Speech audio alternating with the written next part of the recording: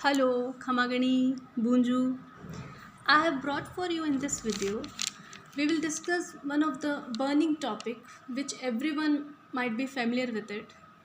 Few days earlier, we have heard of suicide by one of the Bollywood celebrity, and that shocking news has really shocked me. So I have decided to make video on it so everyone would be able to understand what is the legal consequences of suicide, whether suicide is considered as a crime or not. So first of all, we will understand what is the meaning of suicide.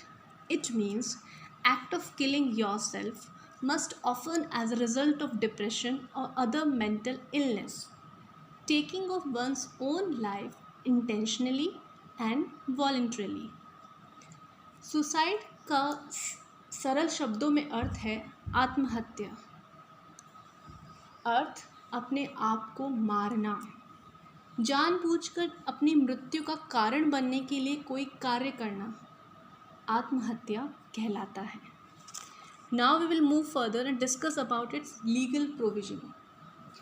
As per Section 309 of Indian Penal Code, it stated that whoever attempt to commit suicide and does not act towards the commission of such offence shall be punished with simple imprisonment for a term which may extend to 1 year or with fine or both.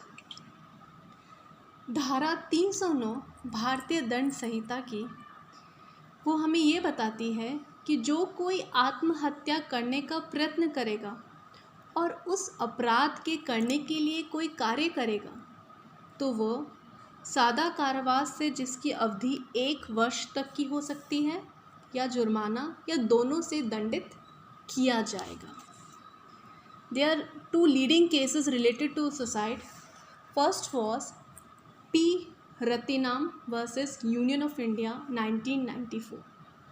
In this case, Supreme Court held that suicide should be decriminalized, that it was cruel and irrational. It violates Article 21, that is, right to life of Indian Constitution. Attempt to commit suicide has no beneficial effect on society and it is not against public policy. P. Ratinam बनाम union of India 1994 में ये बताया गया, supreme court ने ये कहा कि धारा 309 भारतीय दंड संहिता का अनुच्छेद 14 और 21 का वायलेशन करती है। कोर्ट का ये मानना था कि जब भी कोई इंसान आत्महत्या करने का प्रयास करता है उसको वापस पनिशमेंट देना, उसको वापस पनिश करना एक तरह का हैरेसमेंट है और आत्महत्या का कोई इफ़ेक्ट, कोई बेनिफिशियल इफ़ेक्ट नहीं पड़ता है समाज पे और ना ही ये कोई पब्लिक पॉलिसी के अगेंस्ट है। तो इसमें कोर्ट ने ये माना था कि it was considered as an unconstitutional. Now we will move further and discuss another case, that is Gyan Kaur versus State of Punjab. In this case, Section 309 was challenged on its constitutional validity and Supreme Court observed that Section 309 is criminal and irrational. It violates Article 21. But the Supreme Court held that Section 309 is not unconstitutional and not violate Article 21. Right to life does not include right to death. ज्ञान कौर बनाम पंजाब राज्य 1996 में ये कहा गया था कि धारा 309 भारतीय दंड संहिता की अनकॉन्स्टिट्यूशनल नहीं है और ना ही ये वायलेट करती है आर्टिकल 21 जो कहता है राइट टू लाइफ। कोर्ट का ये मानना था कि right to life does not include right to death. Right to life, right to death को इंक्लूड नहीं करता है, तो इसलिए धारा 309 असंवैधानिक नहीं है। 309 को की मान्यता तब तक थी जब तक मेंटल हेल्थ केयर एक्ट 2017 पास नहीं हुआ था। 2017 तक जब भी आत्महत्या करने का प्रयास किया जाता था तो उसको अपराध माना जाता था, लेकिन 7 अप्रैल 2017 को जब मेंटल हेल्थ केयर एक्ट 2017 पास हुआ, that considered suicide as a psychiatric problem, not considered as a crime. इसमें सुसाइड को एक मानसिक प्रॉब्लम बताया गया, ना कि अपराध। Section 309 of IPC is still in effect, but the Mental Health Care Act 2017 has restricted its application.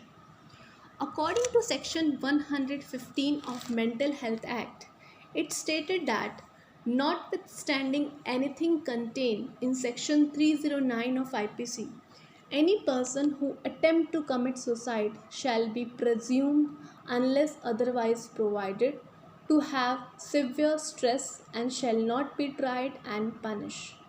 The appropriate government shall have duty to provide care, treatment and rehabilitation to a person having severe stress. धारा 115 mental health act का वो ये कहता था कि आत्महत्या का प्रयास करने वाला व्यक्ति उस समय मानसिक बीमारी से पीड़ित माना जाएगा और उसे भारतीय दंड संहिता के तहत दंडित नहीं किया जाएगा।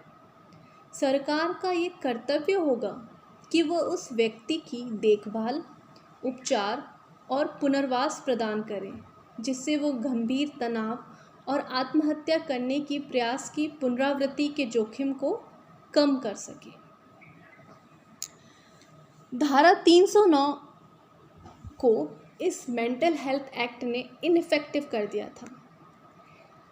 मेंटल हेल्थ एक्ट से पहले आत्महत्या को अपराध के रूप में देखा जाता था और इसी डर के कारण परिवार के लोग रोगी का इलाज कराने से भी कतराते थे कि कहीं उसको दंडित ना किया जाए। लेकिन मेंटल हेल्थ एक्ट पास होने के बाद जब सुसाइड को एक मेंटल प्रॉब्लम, एक साइकेट्रिक प्रॉब्लम कंसिडर किया गया, ना कि अपराध,